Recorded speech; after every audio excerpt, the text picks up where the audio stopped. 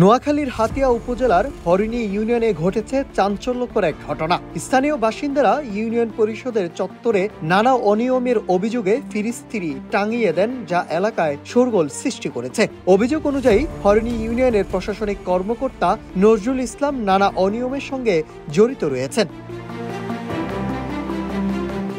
স্থানীয়রা তাকে দুর্নীতি, অর্থ আত্মসাৎ, ঘুষ গ্রহণ এবং ইউনিয়ন পরিষদ কেন্দ্রিক জনদুর্ভোগ সৃষ্টির জন্য দায়ী করছেন। জনগণের এই প্রতিবাদ শুধু একটি ব্যক্তিকে লক্ষ্য করে নয়, বরং স্থানীয় প্রশাসনে স্বচ্ছতা ও জবাবদিহিতার অভাবের কথাও প্রকাশ করেছে। প্রশাসনিক কর্মকর্তা নজরুল ইসলাম অপসারণের দাবিতে ভুক্তভোগী সাধারণ মানুষ ও স্থানীয় বিভিন্ন রাজনৈতিক সামাজিক সংগঠনের নেতাকর্মীরা এতে মানববন্ধনে অংশগ্রহণ করেন।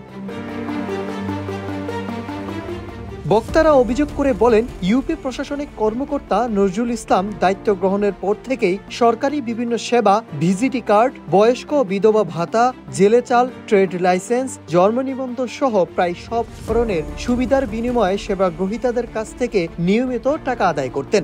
সদ্য চালু হওয়া অনলাইন ভিত্তিক ভিজিটি রেজিস্ট্রেশনও দরিদ্র মানুষের কাছ থেকে অর্থ নেওয়ার অভিযোগ তুলে তারা ক্ষোভ প্রকাশ করেন।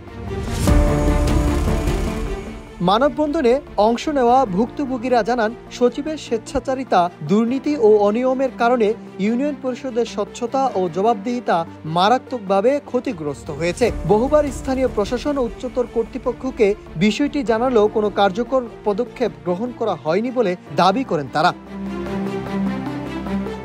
এ সময় বক্তারা তিনটি দাবি তুলে বলেন, সচিবের বিরুদ্ধে উত্থাপিত অভিযোগের নিরপেক্ষ ও পূর্ণাঙ্গ তদন্ত করা, ইউনিয়ন পরিষদের কার্যক্রম স্বচ্ছতা আনতে জরুরি প্রশাসনিক ব্যবস্থা গ্রহণ করা, দুর্নীতির অভিযোগে জড়িত সচিবকে দ্রুত অপসারণ করে দুর্নীতিমুক্ত পরিষদ পরিচালনা নিশ্চিত করা। যদি দ্রুত ব্যবস্থা না নেওয়া হয় তাহলে বৃহত্তর আন্দোলনের ঘোষণা দিতে বাধ্য হবে বলে হুঁশিয়ারি দেন তারা।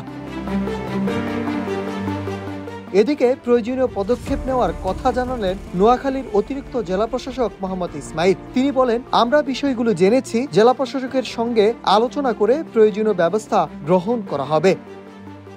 নাইদ হাসান, নিউজ ডেস্ক, ইত্তেফাক।